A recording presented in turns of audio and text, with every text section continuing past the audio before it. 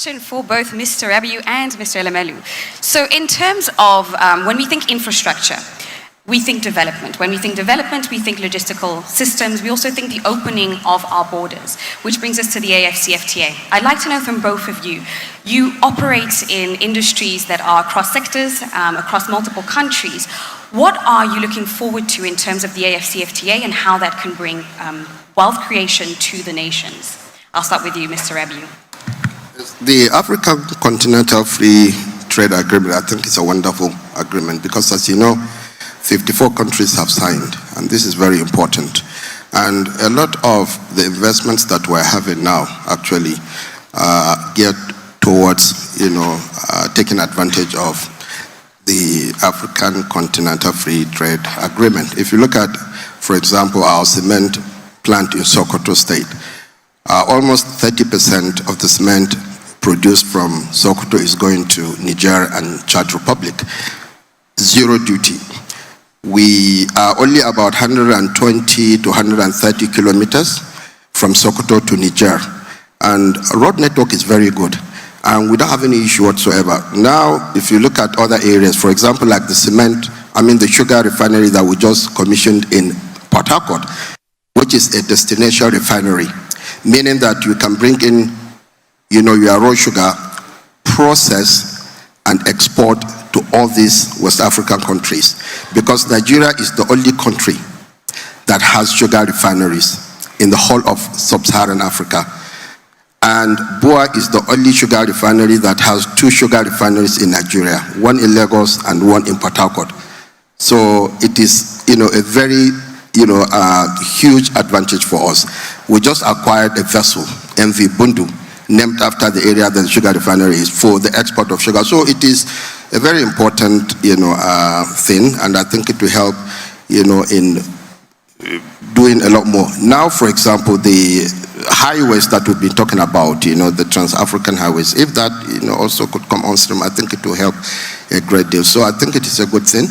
54 countries have signed, they have ratified, and it has taken, effect, and we are, we've already started taking advantage of that. Our cement plant that we are commissioning next year, 3 million tons in Sokoto, we just commissioned one this year, we are commissioning another one next year. That is going to be purely dedicated for export to Niger and Burkina Faso. Burkina Faso does not have any limestone, so they import all their clinker and all their cement. So with Sokoto cement, they don't need to do that because they are landlocked. So if they are importing clinker, they will have to send the clinker from Europe or from Turkey or even China to Lome or Ghana and then transport that clinker to Burkina Faso. And the distance between Lome, for example, to Burkina Faso is the same distance as from Sokoto to Burkina. So the location is great. So we believe that is a good thing. Thank you. So intra-Africa trade is poor today, and we welcome the AfCFTA initiative, not just initiatives, beyond initiatives, now it's in reality.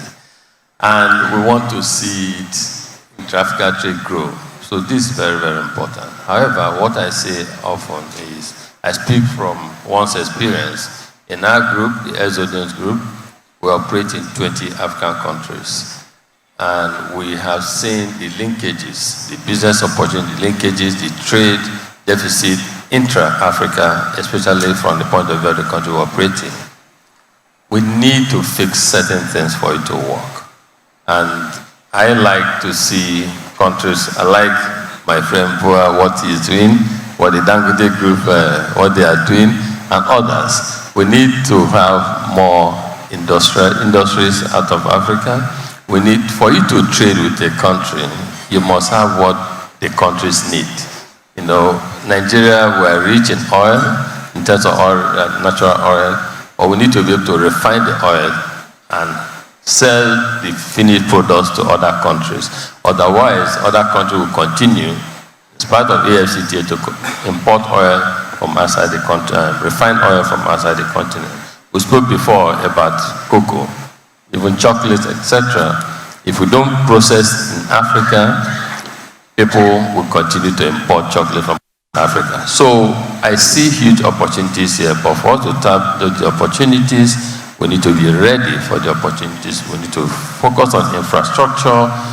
Power, access to power is a critical asset to elect. It's very important to develop our continent.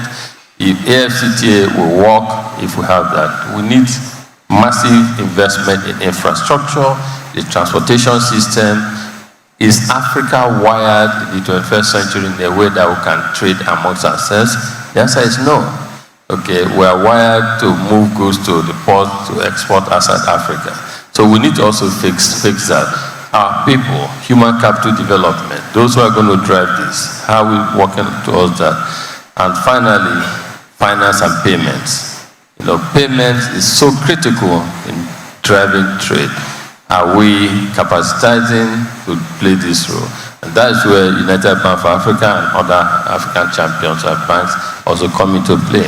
And that's why what AFC is doing, phrasing, we commend what they are doing in helping to pursue and support trade, pursue and support infrastructure development, pursue and support the instrument that will enable us trade amongst ourselves. So I see it beyond just what we as a group are doing, but more importantly for the benefit that AFC does for our people and the need for us to take advantage of it. Thank you very much, Tony.